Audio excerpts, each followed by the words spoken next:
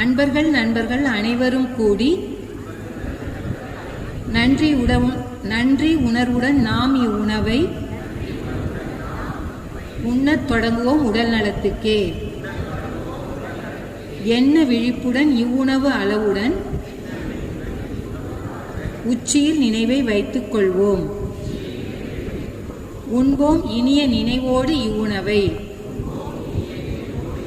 உடல்நலம் ஆயுள் உயர்ப்புகள் அமைதி இடமதன் தூய்மை எல்லாம் அமைக.